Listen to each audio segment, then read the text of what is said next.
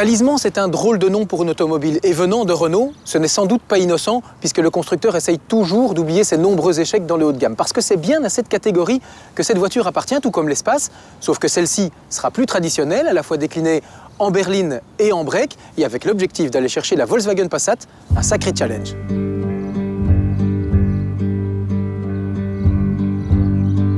Avec ses 4,85 m de long, la Talisman cumule les mandats puisqu'elle doit à la fois remplacer l'ancienne Laguna mais aussi l'éphémère Latitude. Bref, elle doit faire d'une pierre deux coups dans un segment où les ventes ont diminué de 30% en 10 ans.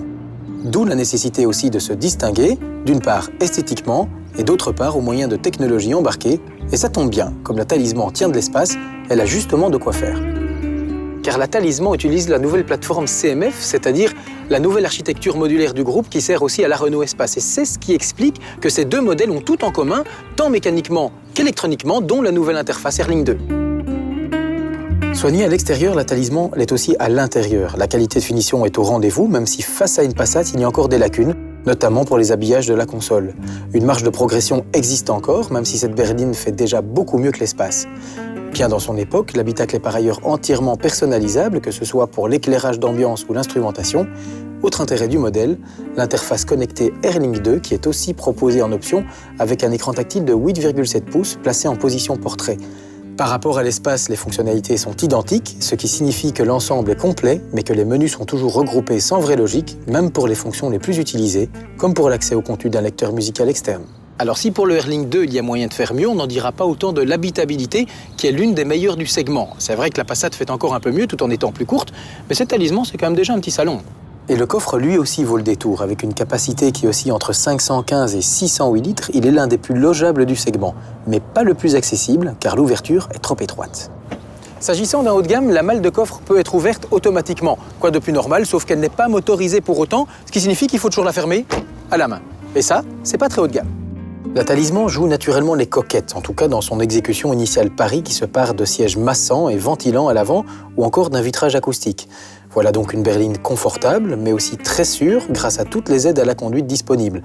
Freinage autonome, lecteur de panneaux, système de parking automatique et régulateur de vitesse active qui, curiosité toutefois, n'est plus opérationnel au-delà des 140 km/h. Voilà qui ne va pas plaire aux Allemands.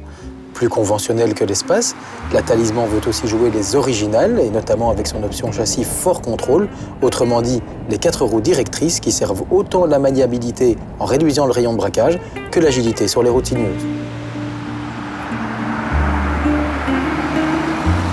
Avec ce Fort Control, la Talisman offre un vrai plaisir de conduite et une redoutable efficacité, même si on reste moins convaincu par l'amortissement adaptatif, pourtant réglable selon 3 modes. Mais il subsiste des mouvements de pompage et des percussions, et ça fait pas très Renault.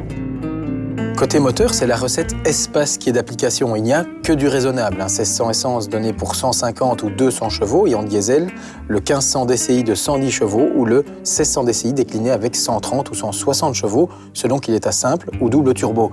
Pas de 6 cylindres donc, ni même de 2 litres, en tout cas pas à l'heure actuelle. Voilà une offre qui résulte d'une chasse au gramme de CO2. Et là, la Talisman ne déçoit pas puisqu'elle annonce de 95 à 130 grammes selon ses motorisations. Voilà la priorité en 2016. La Talisman ne cherche pas midi à 14h comme l'Espace et c'est bien ce qui rend cette berline réussie. Elle est à la fois confortable, habitable, très dynamique avec le système Fort Control et même bien construite, même si c'est vrai qu'une Passat fait encore mieux. Mais peu importe, parce qu'avec elle, Renault peut réintégrer le secteur des grandes routières et avec un certain panache, et en soi, c'est déjà beaucoup.